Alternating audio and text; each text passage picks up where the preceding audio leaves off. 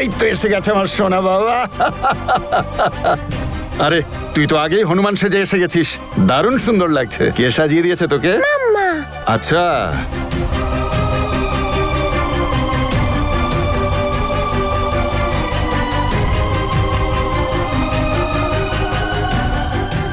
আমি তোর জন্য ড্রেস কিনে রাখলাম, তুই রেডি হয়ে চলে এসেছিস। যাকে ঠিক আছে, তুই ঠিক সেরম সেজে এসেছিস যেমন আমি চেয়েছিলাম। শুধু একটা জিনিস বাকি।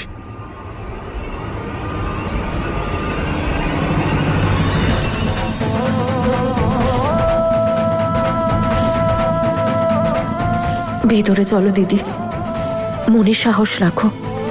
আরো একটা ওড়না দাও। আর একটা ওড়না কি হবে? আমার মাম্মার জন্য। মা কোথায়?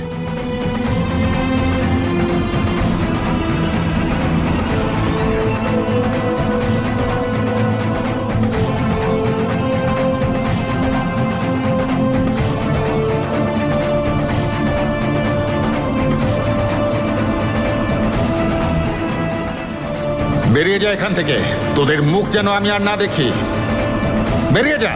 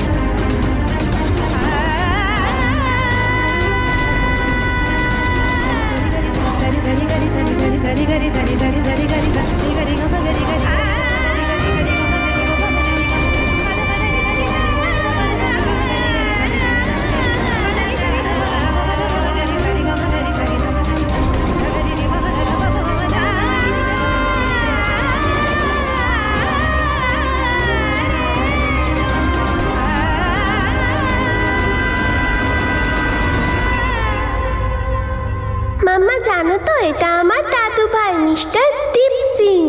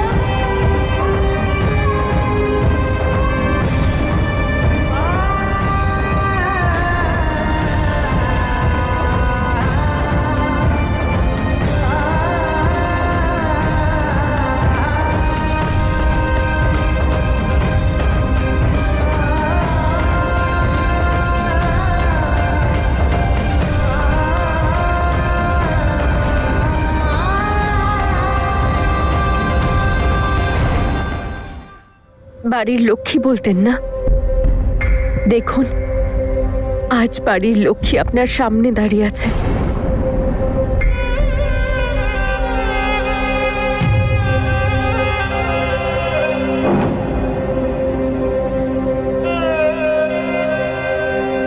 এই লক্ষ্মীর জন্য কি মনের দরজাটা খুলবেন না আপনি?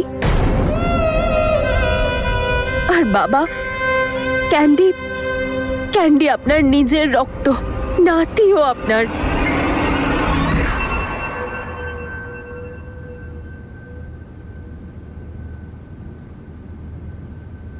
এসব কি হচ্ছেটা কি? কি ভেবে ওকে নিয়ে এসছিস? যে আমি ওকে ক্ষমা করে দেব, সবকিছু ভুলে ওকে আপন করে নেব? না, কিছুতেই না। এটা কোনোদিন হবে না।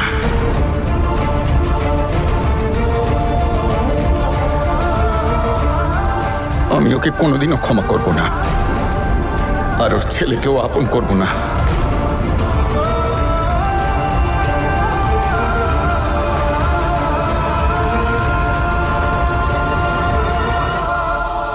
তনু, এটা কি করলি তুই? হ্যাঁ, এত বড় একটা কথা আঙ্কেলের কাছে লুকিয়ে গেলি। আরে আঙ্কেল তোকে নিজের মেয়ে মনে করতেন, কি করেননি উনি তোর জন্য? আর তুই ছি, এত বড় একটা কথা লুকিয়ে গেলি, সেটাও সবার কাছ থেকে। বীরকে, আন্টিকে, হ্যাঁ, সবাইকে মিথ্যে কথা বলে এই ক্যান্ডিকে বারবার বাড়িতে নিয়ে চলে এলি। জ্যাসমিন, তুই কথা বলিস না। ঠিকই বলেছ,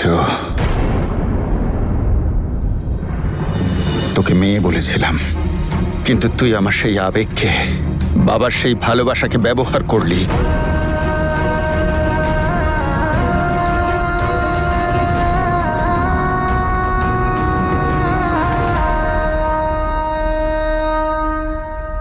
এরকম নয় বাবা। হ্যাঁ, আমি ক্যান্ডিকে এখানে নিয়ে এসেছিলাম এটা ভেবে যে রক্তের সম্পর্কের টানে সব ঠিক হয়ে যাবে, আর একজন মেয়ে তার বাড়ি, তার বাবা মা আর তার পরিবারকে আবার ফিরে পাবে। তাহলে বলুন আমি কি ভুল করেছি? আর যদি আমি আপনাকে প্রথমেই বলতাম, তাহলে আপনি ক্যান্ডিকে এই বাড়িতে কখনো আসতে দিতেন না। যে কানেকশন, যে টান, যে ভালোবাসা আপনি ক্যান্ডির প্রতি ফিল করেন, সেটা কখনো হতো না। আমি শুধু এই অনুভূতিটাই আপনার মধ্যে জাগাতে চেয়েছিলাম। বাবা, তরু তো ঠিকই বলছে। একবার ঠান্ডা মাথায় ওর কথাটা একটু শোনো।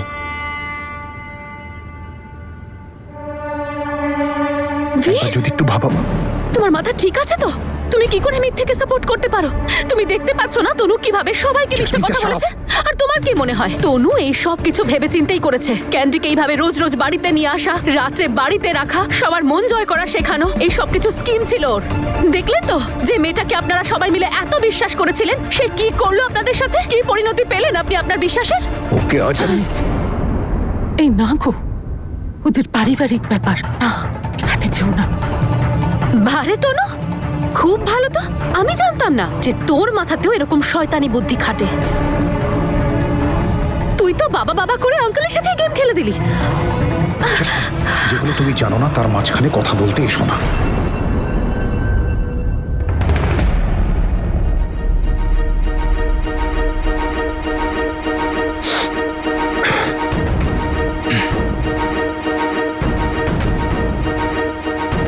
শোনো না গো, তুমি পুরনো কথা ভুলে যাও না। তুমি আজকে সিমরন বাড়িতে এসেছে, তোমার নাতি এসেছে। আমি তোমার কাছে জোর হাত করছি, ওদের থাকতে দাও প্লিজ, ওদের ক্ষমা করে দাও। তুমিও তো ক্যান্ডিকে কত ভালোবাসো বলো। এখন যখন জানতে পেরেছো যে ও সিমরন দিদির ছেলে, তুমি এখন ওকে অপছন্দ করবে? পুরনো কথা ভুলে যা বাবা, ওকে ক্ষমা করে দে রে। বাবা শোন না, মেনে নে না। বাবা কতকাল দূরে রাখবে এই বাড়ি থেকে সিমরান দিদিকে? দিদি এই বাড়িরই তো মেয়ে, আর এখন তো ক্যান্ডিও আছে। আমি তো বুঝতে পারছি না সবাই মিলে আঙ্কেলকে বিরক্ত করছে কেন? কেউ তনুকে গিয়ে কেন জিজ্ঞাসা করছে না যে ও সবাইকে এত বড় মিথ্যে কথা কেন বললো? আগেই বলতে পারতো যে ক্যান্ডি সিমরান দিদির ছেলে। এটা কেন বলছিল বারবার যে আমার কলিগের ছেলে, কলিগের ছেলে?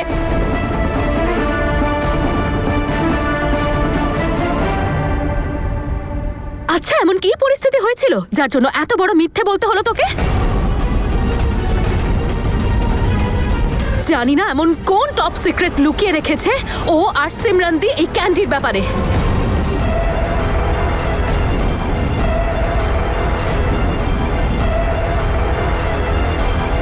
এসব কি বাজে কথা বলছিস? বাজে কথা নয়, সত্যি কথা বলছি। যখন আমি ক্যান্ডির সত্যিটা সবাইকে বলতে চাইছি তখন তুই আমাকে আটকাচ্ছিস।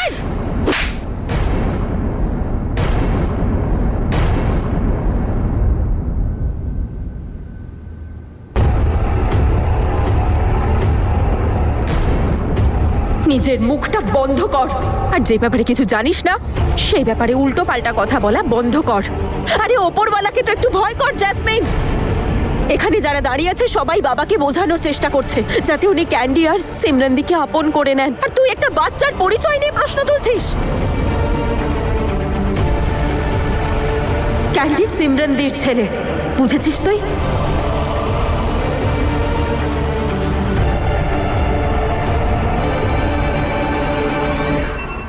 আঙ্কেল, একে যেভাবে নিয়ে এসেছিলি সেইভাবে ফিরিয়ে দিয়ে আয়।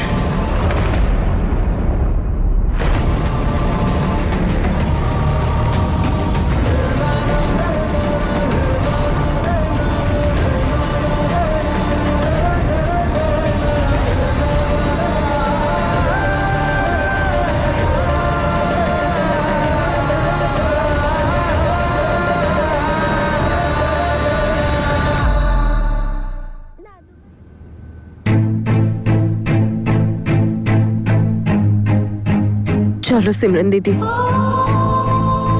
ফিরে চলো। ঠিকই বলেছিলে তুমি, এখানে তোমার জন্য কোনো জায়গা নেই, না এই বাড়িতে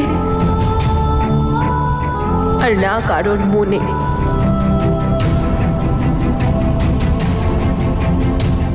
ক্যান্ডি, চলো,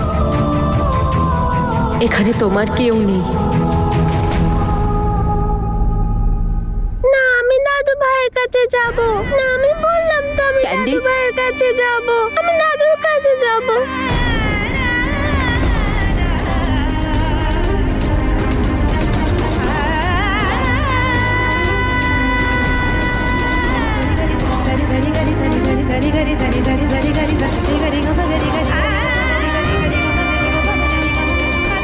ও তো তোমার নাতি, ওকে যেতে দিও না।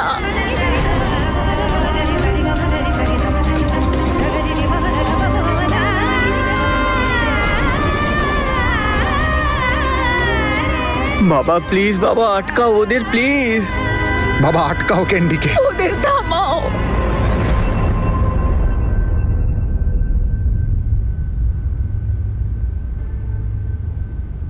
कोई खुशी फिर ना आए नजर, कोई अपना कभी रूठ जाए अगर।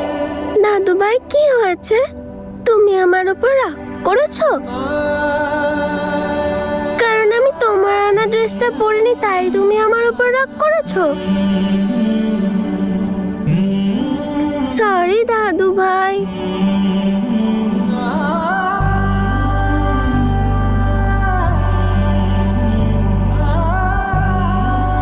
দাদু ভাই, তুমি আমার সাথে কথা বলো না।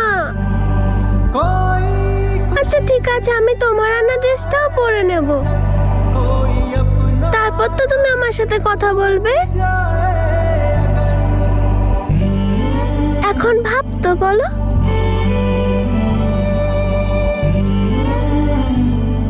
দাদু ভাই, কথা বলো না।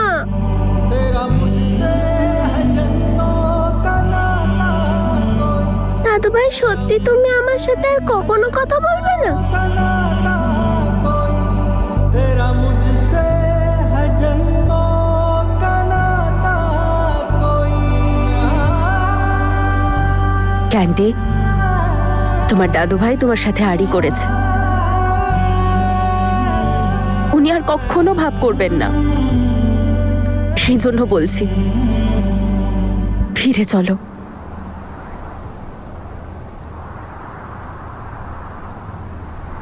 দাদু ভাই, দাদু ভাই।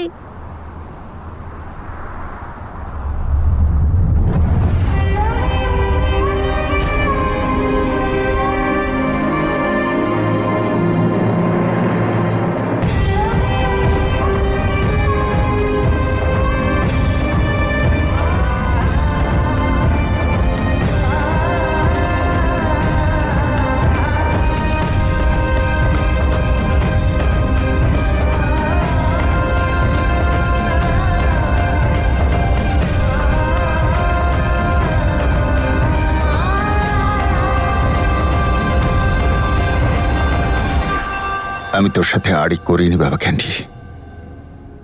এবার থেকে তুই এ বাড়িতেই থাকবি আমার সাথে।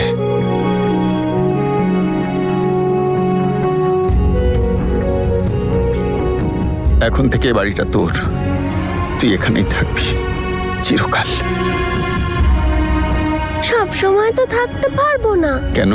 মাম্মাকে ছেড়ে আমি এখানে কি করে থাকবো?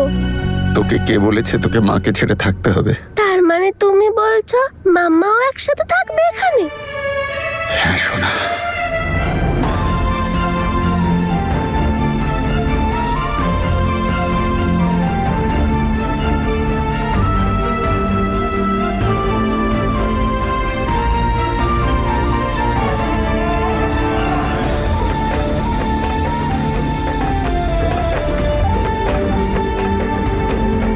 ঠাকুরের কাছে আশীর্বাদ নিবি চল।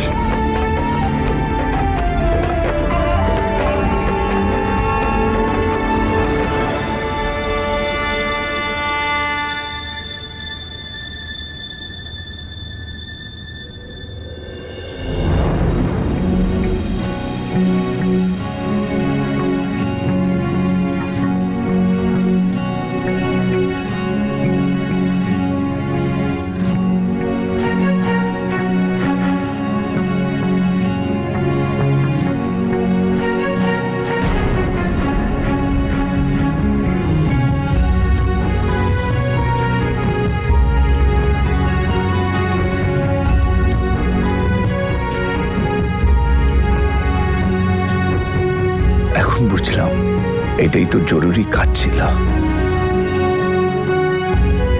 তুই সত্যি গর্বে আমার মাথা উঁচু করে দিয়েছিস। বেঁচে থাক মা।